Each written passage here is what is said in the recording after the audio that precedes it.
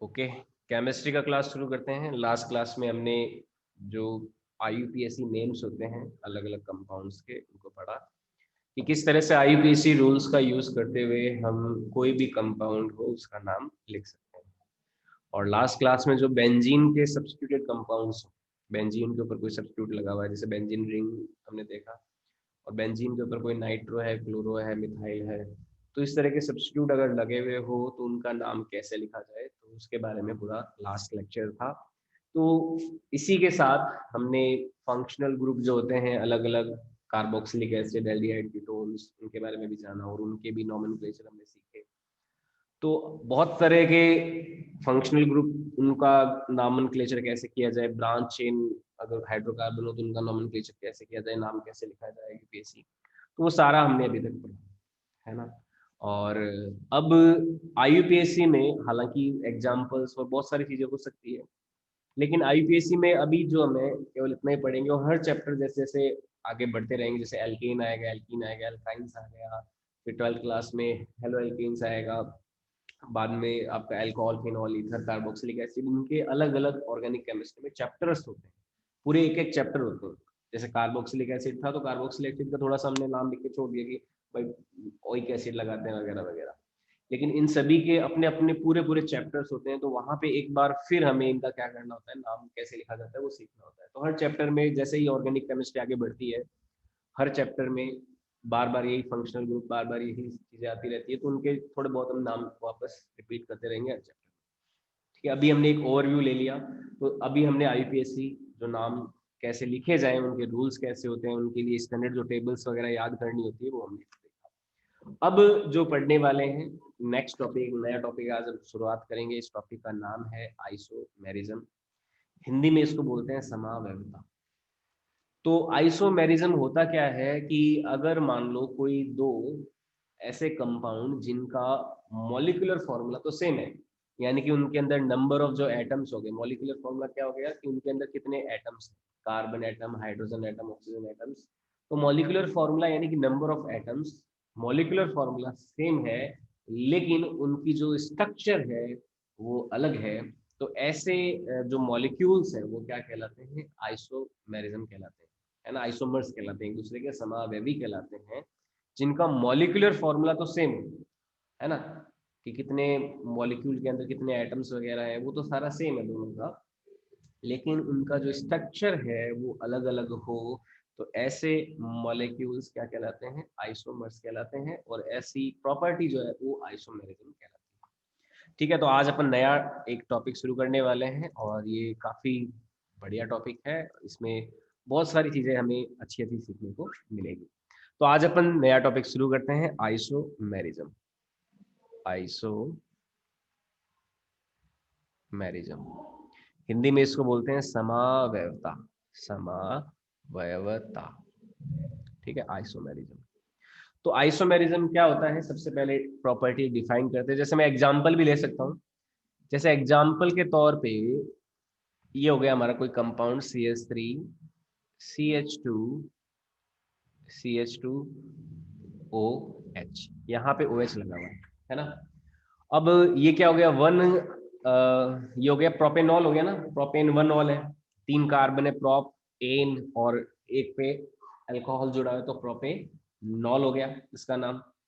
अब यहाँ पे OH जुड़ा हुआ है, अगर मैं इसमें देखूं कार्बन कितने हैं, कार्बन है 3, है ना। इसका मैं मॉलिक्यूलर फॉर्मूला लिख रहा हूँ, मान लो मॉलिक्यूलर फॉर्मूला अगर लिखते हैं इसका, तो इसमें कार्बन कितने हैं, 1 2 3 है, हाइड्रोजन कितने हैं, 3 2 5 1 6 और 1 7, तो हाइड्रोजन हो गए C3H7। ऑक्सीजन कितना है, केवल एक है, तो C3H7O हो गया इसका मॉलिक्यूलर फॉर्मूला, है ना। अब यही सेम एग्जांपल में थोड़ा सा मैं देखो चेंज कर देता हूँ, अगर मान लो यहाँ पे CH3 लिख दिया, यहाँ पे CH लिख दिया, हाँ सर H8 नहीं आना क्या, 3 2 5 1 6 7 1 8, बिल्कुल 8 हो जाएगा, बिल्कुल सही पकड़ा, H कितना हो जाएगा, 8 हो जाएगा। ऐसे ही मैं देखो यहाँ पे CH3 CH, और यहाँ पे मैं लिख देता हूँ मान लो OH, और ये हो गया मान लो CH3। तो दोनों केसेस में पहले में तो ये तो हो गया प्रोपेन वन ऑल, इसका नाम तो क्या हो गया, प्रोपेन वन ऑल, प्रोपेनॉल भी लिख सकते हैं या फिर प्रोपेन वनॉल भी लिख सकते हैं। वन एक बाय डिफॉल्ट संख्या होती है जो कि मौजूद होती है, तो इसको या तो यूज कर सकते हो या यूज ना भी करो तो भी चलेगा। और ये क्या है, प्रोपेन टू ऑल, ये क्या हो गया, प्रोपेन टू ऑल हो जाएगा, क्योंकि 2 नंबर पे अल्कोहल है ना, तो ये प्रोपेन टू ऑल है और ये क्या है, प्रोपेन वन ऑल है। आई बात समझ में।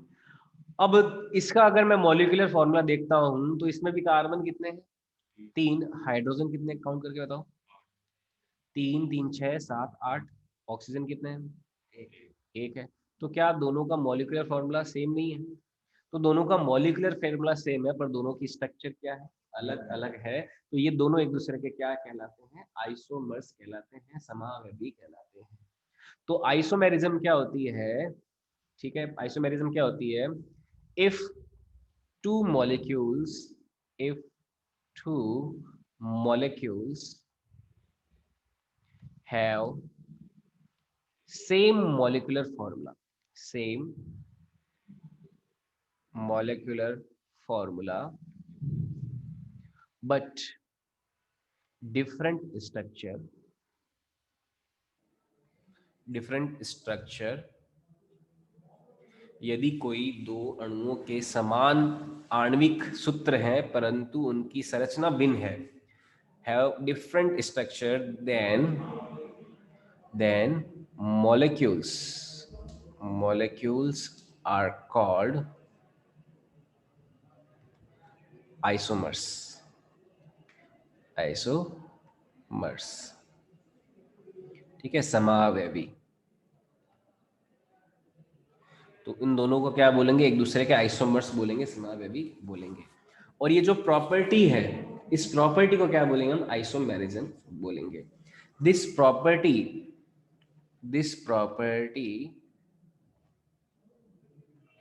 ऑफ मॉलिक्यूल्स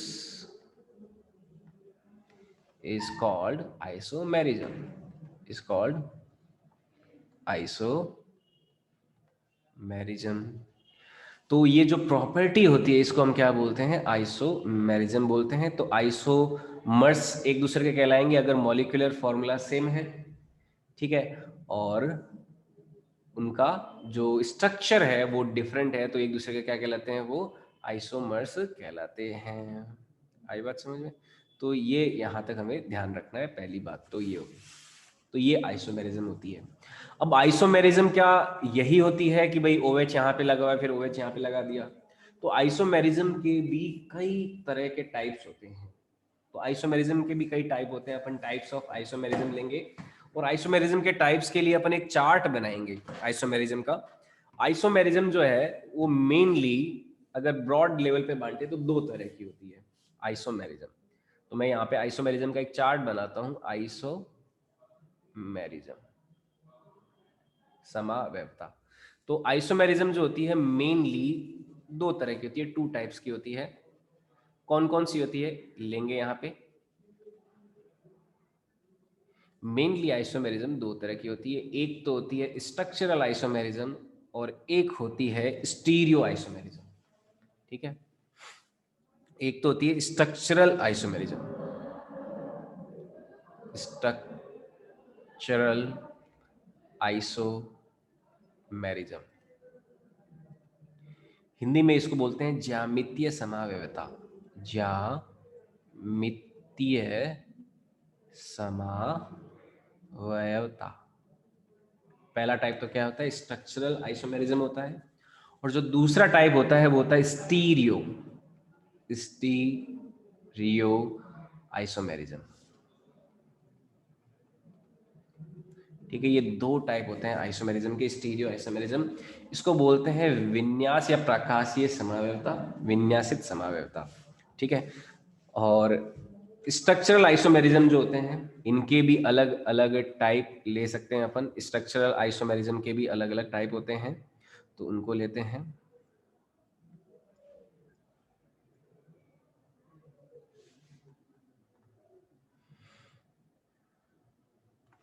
स्ट्रक्चरल आइसोमेरिज्म में जो पहला टाइप है वो पढ़ेंगे अपन चेन आइसोमेरिज्म, दूसरा टाइप पढ़ेंगे पोजीशन आइसोमेरिज्म, तीसरा टाइप पढ़ेंगे अपन फंक्शनल ग्रुप आइसोमेरिज्म और चौथा टाइप पढ़ेंगे मेटामेरिज्म, तो ये 4 टाइप के स्ट्रक्चरल आइसोमेरिज्म अपन पढ़ेंगे। अपन एक एक करके लेंगे कि भाई स्ट्रक्चरल आइसोमेरिज्म क्या है और अलग अलग तरह के जो आइसोमेरिज्म्स हैं वो क्या क्या है। सबसे पहले अपन पढ़ेंगे चेन आइसोमेरिज्म, चेन आइसोमेरिज्म, ठीक है। दूसरी हम पढ़ेंगे पोजीशन आइसोमेरिज्म, पोजीशन आइसोमेरिज्म। तीसरी पढ़ेंगे functional group isomerism, functional group isomerism. और चौथी पढ़ेंगे मेटामेरिज्म, मेटामेरिज्म। तो ये 4 तरह के आइसोमेरिज्म हम स्ट्रक्चरल आइसोमेरिज्म में पढ़ेंगे। और जो स्टीरियो आइसोमर्स हैं, स्टीरियो आइसोमर्स के जो टाइप हैं वो 2 पढ़ेंगे। एक तो होगा ज्योमेट्रिकल आइसोमेरिज्म और एक होगा ऑप्टिकल आइसोमेरिज्म। एक तो होगा यहाँ पे ज्योमेट्रिकल आइसोमेरिज्म और एक होगा ऑप्टिकल आइसोमेरिज्म।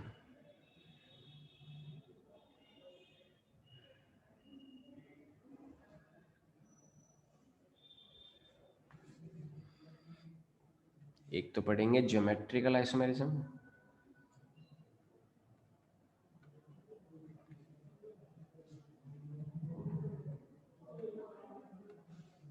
और एक पढ़ेंगे ऑप्टिकल आइसोमेरिज्म, ठीक है। इसको संरचनात्मक बोलते हैं, इसको संरचनात्मक समन्वयता बोलते हैं, संरचनात्मक, ठीक है। तो ये इतने टाइप के आइसोमेरिज्म अपन पढ़ने वाले हैं। आइसोमेरिज्म 2 तरह की, एक तो स्ट्रक्चरल आइसोमेरिज्म और एक स्टीरियो आइसोमेरिज्म। स्ट्रक्चरल में further 4 type, chain isomerism, position isomerism, functional group isomerism and metamerism. Stereo isomerism में फर्दर टाइप होते हैं 2, geometrical isomerism and optical isomerism. तो सारे जितने भी तरह के आइसोमेरिज्म्स हैं इन सब को हम एक एक करके लेंगे, चाहे वो स्ट्रक्चरल हो गया, चाहे वो चेन आइसोमेरिज्म हो गया, चाहे वो पोजीशन आइसोमेरिज्म हो गया। तो सभी को हम एक एक करके इनको पढ़ेंगे, ठीक है। तो इतने जो टाइप हैं सारे के सारे आइसोमेरिज्म के, ये आने वाले जितने भी लेक्चर होंगे उसमें अपन खर्च करेंगे। हाँ हाँ, ऐसे ही चलेगा अपना, ठीक है। तो सबसे पहले अपन लेते हैं स्ट्रक्चरल आइसोमेरिज्म क्या होता है। तो सबसे पहले लेते हैं स्ट्रक्चरल आइसोमेरिज्म। नेक्स्ट है स्ट्रक्चरल आइसोमेरिज्म।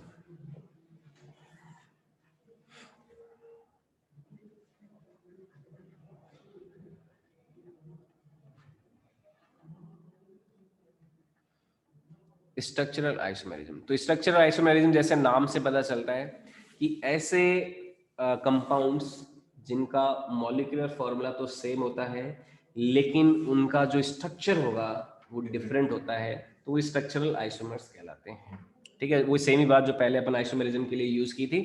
तो इसका डेफिनेशन हो जाएगा the molecules, the compounds having same molecular formula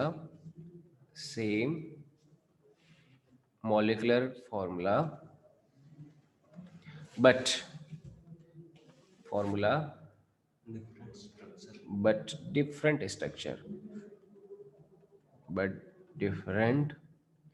structure are called structural isomers, उनको स्ट्रक्चरल आइसोमर बोलते हैं। ऐसे यौगिक जिनका समान अणुसूत्र होता है परंतु उनकी जो स्ट्रक्चर है वो डिफरेंट होती है, तो ऐसे आइसोमर्स क्या कहलाते हैं? स्ट्रक्चरल आइसोमर्स कहलाते हैं। इसमें सबसे पहली कैटेगरी लेंगे हम चेन आइसोमर्स। सबसे पहली कैटेगरी ले रहे हैं chain isomers, chain isomers.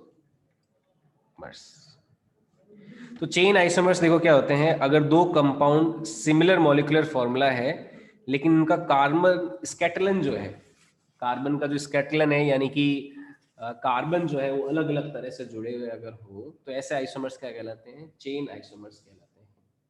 If two compounds have same molecular formula, if two compounds if two compounds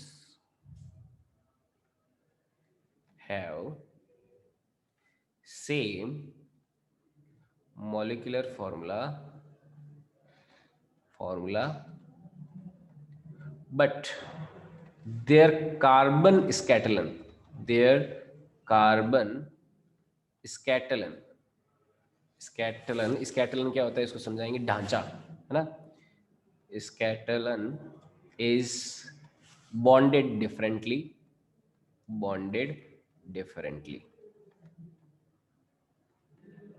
are called chain isomers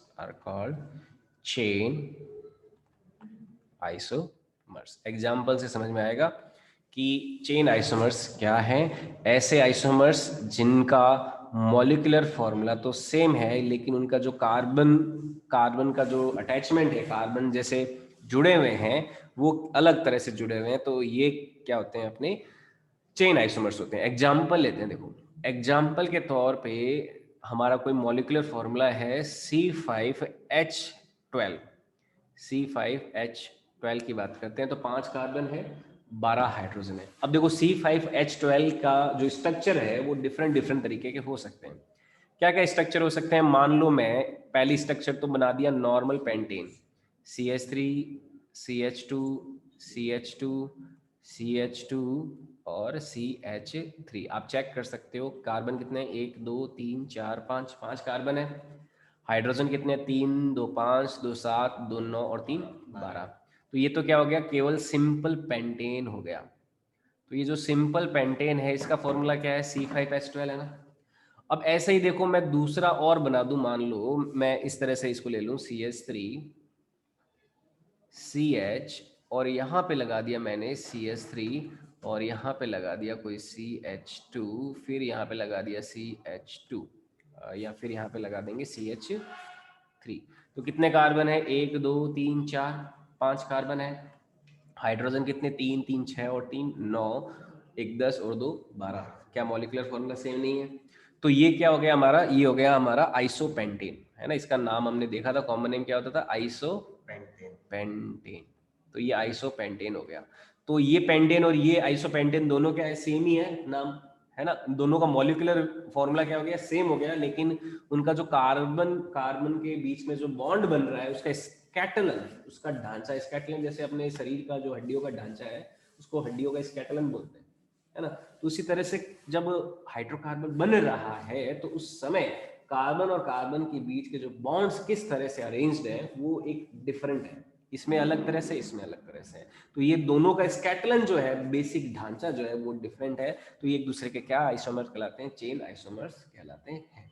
इसके अलावा देखो और भी पॉसिबिलिटी क्या है, मान लो मैं एक और कंपाउंड ले सकता हूँ CH3 यहाँ पे CH3 और यहाँ पे CH3.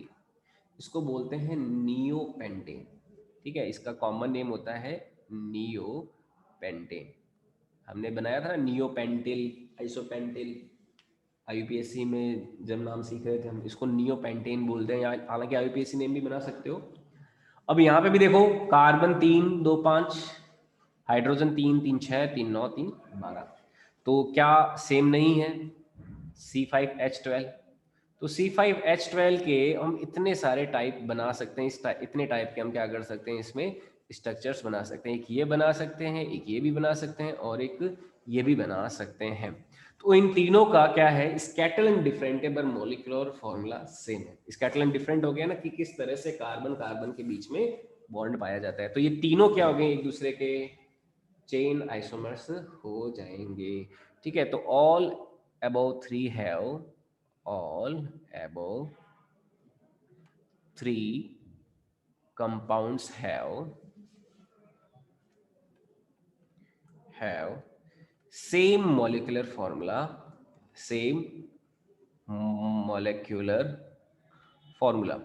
और वो क्या था मॉलिक्यूलर फॉर्मूला, C5H12 था ना. C5H12 same molecular formula, but different scatterलन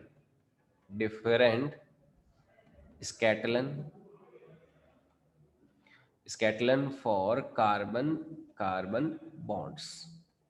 ठीक है, so these three are chain isomers of each other. ठीक है, so these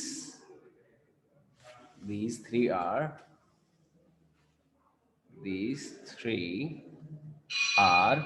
chain isomers of each other. ठीक है, तो आइसोमर्स है ये, एक दूसरे के तीनों क्या हो जाएंगे, चेन आइसोमर्स हो जाएंगे। आई बात समझ में? तो ये हो गया पहला आइसोमेरिज्म, स्ट्रक्चरल आइसोमेरिज्म का। कौन सा हो गया? Chain isomers. दूसरा स्ट्रक्चरल आइसोमेरिज्म में दूसरा जो टाइप पढ़ेंगे अपन, दूसरा टाइप पढ़ने वाले हैं, दूसरा है अपना, कौन सा था लिस्ट में देखें, पोजीशन आइसोमेरिज्म। तो सेकंड है पोजीशन आइसोमेरिज्म, पोजीशन आइसोमेरिज्म। तो पोजीशन आइसोमेरिज्म क्या होती है? देखो, अगर मान लो कोई दो कंपाउंड जिनका मॉलिक्यूलर फॉर्मूला सेम है, लेकिन उन पे जो फंक्शनल ग्रुप, क्रियात्मक समूह अटैच किया गया है, फंक्शनल ग्रुप क्या, अल्कोहल, एल्डिहाइड, कीटोन, कुछ भी, तो क्रियात्मक समूह यानी फंक्शनल ग्रुप की जो पोजीशन है वो अगर डिफरेंट होती है उनके स्ट्रक्चर में, तो ऐसे आइसोमर्स क्या कहलाते हैं? आपके पोजीशन आइसोमर्स कहलाते हैं। एग्जांपल से समझेंगे इसको। तो पोजीशन आइसोमर्स क्या होते हैं? The compounds having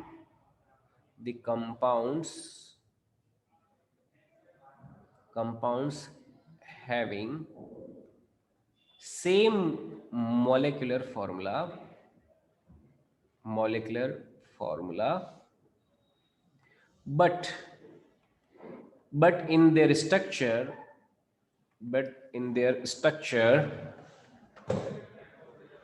position of functional group is different। ठीक है, तो फंक्शनल ग्रुप की जो पोजीशन है स्ट्रक्चर में वो डिफरेंट है, ऐसे कंपाउंड्स क्या कहलाएंगे? एक दूसरे के पोजीशन आइसोमर्स कहलाएंगे। Such compounds are called position isomers. ठीक है, ऐसे कंपाउंड्स को क्या बोलते हैं? पोजीशन आइसोमर्स बोलते हैं। जैसे ये जो एग्जांपल है ना, पेंटेन 1 ऑल, पेंटेन 2 ऑल, इसमें आप देख सकते हो OH की पोजीशन क्या है, अलग अलग है ना, फंक्शनल ग्रुप है ना OH, इस OH की पोजीशन यहाँ पे है और इसमें यहाँ पे है, तो pentane 1 all and pentane 2 all क्या है? एक दूसरे के पोजीशन आइसोमर्स हो जाएंगे। एग्जाम्पल के तौर पे, एग्जाम्पल क्या लिखा हमने कि जो पेंटेन 1 ऑल है एंड पेंटेन 2 ऑल, ठीक है, pentane 1 all and pentane 2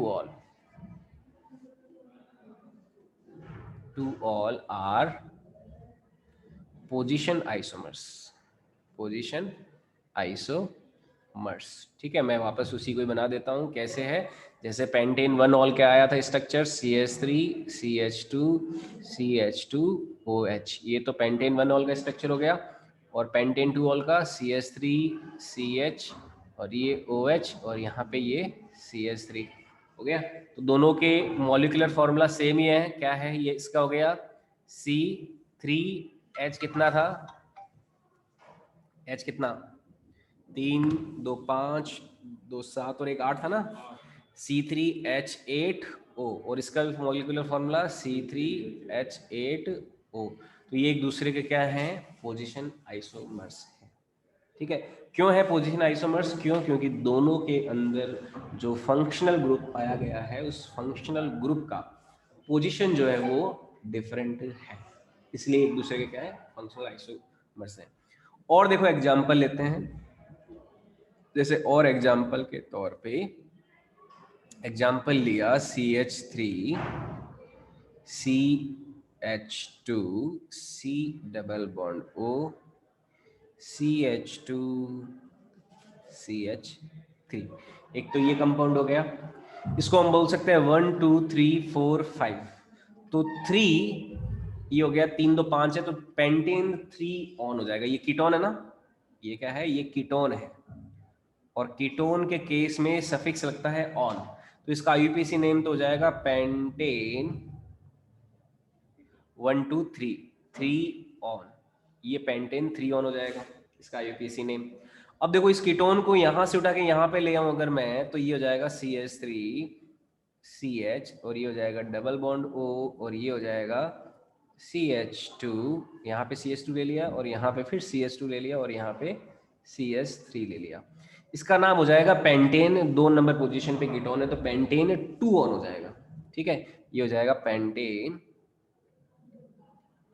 2 on. अब देखो यहाँ पे फंक्शनल ग्रुप की पोजीशन चेंज हुई है ना, तो एक दूसरे के क्या है, पोजीशन आइसोमर्स हैं, है ना। अब इसका भी मॉलिक्यूलर फॉर्मूला सेम है, इसका भी सेम है, आप चेक कर सकते हो। तो दोनों के अगर मैं मॉलिक्यूलर फॉर्मूला की बात करूं, तो दोनों का मॉलिक्यूलर फॉर्मूला क्या हो जाएगा, 1 2 3 4 5। कार्बन कितने हैं, 5 है ना, 1 2 3 4 5, 5 कार्बन। हाइड्रोजन कितने हैं, 3 2 5 2 7 3 10, H हो गए 10, और ऑक्सीजन कितने हैं, 1 है। तो दोनों के आप फॉर्मूले चेक कर सकते हो, मॉलिक्यूलर फॉर्मूले यही आने वाले हैं, इसके लिए भी यही होगा और इसके लिए भी यही होगा। तो ये दोनों क्या हो गए, एक दूसरे के पोजीशन आइसोमर्स हो गए। आई बात समझ में, ठीक है। तो हमने पढ़ लिया अभी तक chain isomers and position isomers. जो नेक्स्ट है, नेक्स्ट आइसोमर्स कौन से आएंगे, नेक्स्ट हमने जो चेन बनाई थी फंक्शनल ग्रुप आइसोमर्स आ जाएंगे। ठीक है, तो फंक्शनल ग्रुप आइसोमर्स क्या होते हैं उनको समझते हैं। जैसा कि नाम से पता चलता है, मॉलिक्यूलर फॉर्मूला सेम है, लेकिन उनके बीच उनमें पाया जाने वाला जो फंक्शनल ग्रुप है वो क्या है, अलग है। ठीक है, तो अपन लेते हैं फंक्शनल ग्रुप आइसोमर्स। तीसरा टाइप फंक्शनल ग्रुप आइसोमर्स। तो फंक्शनल ग्रुप आइसोमर्स क्या होते हैं, ऐसे कंपाउंड्स, पहले तो डेफिनेशन लिख लेते हैं। The compounds having, the compounds having same molecular formula. देखो आइसोमेरिज्म में तो सेम, तो मॉलिक्यूलर फॉर्मूला हमेशा सेम होनी चाहिए।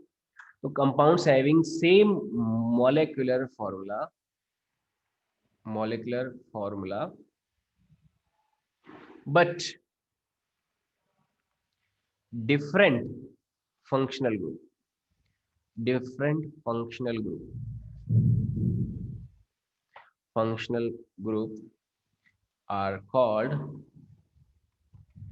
functional group isomers, functional group isomers। ठीक है, तो ऐसे कंपाउंड्स जिनका मॉलिक्यूलर फॉर्मूला सेम होता है, लेकिन उनका जो फंक्शनल ग्रुप है उनके वो क्या होते हैं, अलग अलग होते हैं, वो क्या कहलाते हैं, फंक्शनल ग्रुप आइसोमर्स कहलाते हैं। ठीक है, जैसे एग्जाम्पल के तौर पे एग्जाम्पल लेते हैं, देखो इसमें एग्जाम्पल के तौर पे मैंने एक कंपाउंड लिया, मान लीजिए CH3 CH2 CH2, और ये हो गया CHO। ये क्या है, एल्डिहाइड है ना। और दूसरा मान लो मैं कंपाउंड ले लेता हूं,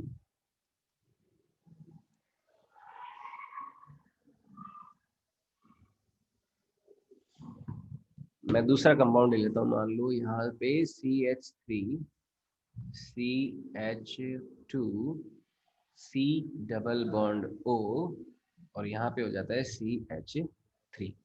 ये दो कंपाउंड लिए, इन दोनों का मॉलिक्यूलर फॉर्मूला अगर आप निकालो तो क्या हो जाएगा, देखो 1 2 3 4, कार्बन कितने 4, हाइड्रोजन कितने 3 2 5 2 7 और 1 8, 8 हाइड्रोजन। ऑक्सीजन कितने 1, इसमें 1 2 3 4, 4 कार्बन, हाइड्रोजन कितने 3 2 5 3 8, ऑक्सीजन कितने 1। तो क्या दोनों के सेम नहीं है मॉलिक्यूलर फॉर्मूला, लेकिन दोनों में फंक्शनल ग्रुप क्या है, अलग अलग है ना। इसमें तो एल्डिहाइड और इसमें कौन है, कीटोन है ना। यहाँ पे तो ये तो जो होता है जो किनारे लगा होता है इसको तो बोलते हैं एल्डिहाइड। ये क्या हो गया, एल्डिहाइड। इसमें तो फंक्शनल ग्रुप कौन है, एल्डिहाइड है। और यहाँ पे फंक्शनल ग्रुप कौन है, कीटोन है।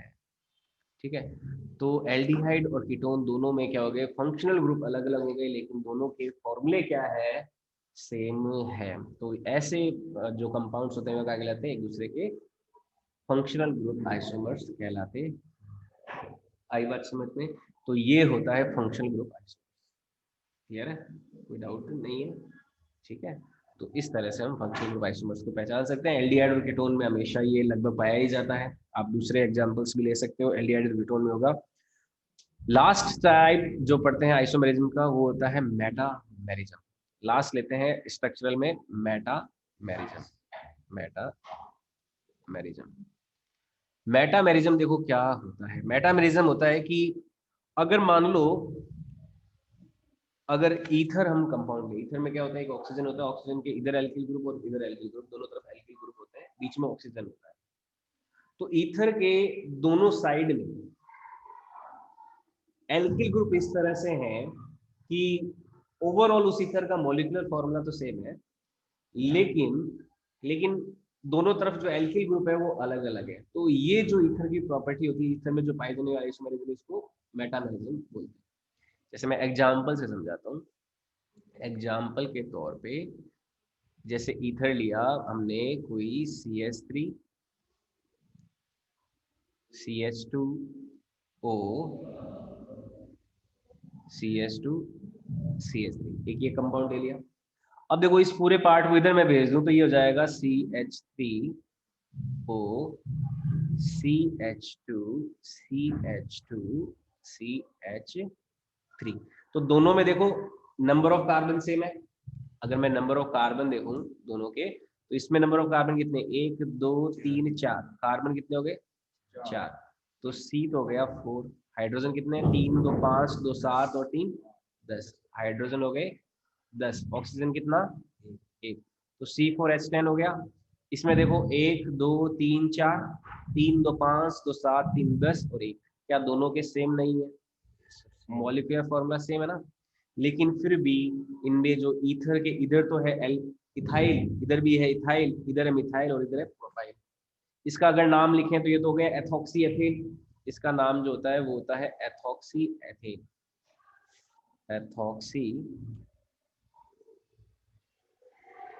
एथेन, इसका नाम है एथॉक्सी एथेन।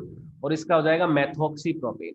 इसका नाम होता है मेथॉक्सी प्रोपेन। ऐसा क्यों होता है, क्योंकि जो छोटा वाला पार्ट है ना, ये इसको हम ऑक्सी ग्रुप बोलते हैं, एल्कोक्सी। तो ये एल्कोक्सी हो गया, ये एथॉक्सी हो गया, ये एथेन हो गया, ये मेथॉक्सी हो गया, ये प्रोपेन हो गया। तो दोनों में देखो मॉलिक्यूलर फॉर्मूला सेम, लेकिन ईथर के सराउंडिंग में पोजीशन क्या हो गई, डिफरेंट हो गई। तो ये एक दूसरे के क्या है, मेटामेरिज्म इनमें पाई जाती है। तो डेफिनेशन क्या हो जाएगा, in ether in ether in ether compounds such that having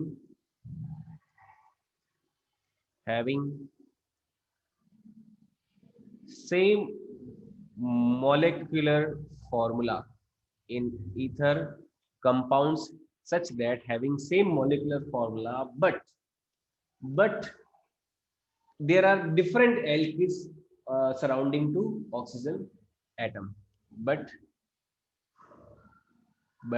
there are different alkyl groups surrounding to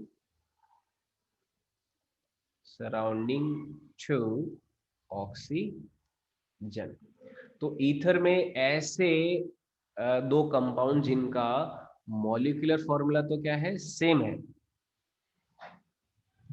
position isomerism जैसा तो है, लेकिन देखो पोजीशन आइसोमेरिज्म में लेकिन ईथर चेन का पार्ट है। पोजीशन आइसोमेरिज्म में क्या था, उसमें जो फंक्शनल ग्रुप है उसकी पोजीशन में फंक्शनल ग्रुप जो है चेन का पार्ट नहीं है, हालांकि लगभग वैसा ही है। जैसे यहाँ पे देखो पोजीशन आइसोमेरिज्म में फंक्शनल ग्रुप जो है वो चेन का पार्ट थोड़ा है, लेकिन ईथर जो है वो क्या हो गया, एक तरह से चेन का पार्ट ही हो गया, है ना। तो ये ईथर के लिए मेटामेरिज्म जो स्पेशली डिफाइन की जाती है कि ईथर ऐसे ईथर के कंपाउंड जिनमें मॉलिक्यूलर फॉर्मूला दोनों का सेम है, लेकिन ईथर का जो ऑक्सीजन है उस ऑक्सीजन के साइड में सराउंडिंग में जो एल्किल ग्रुप है वो डिफरेंट है।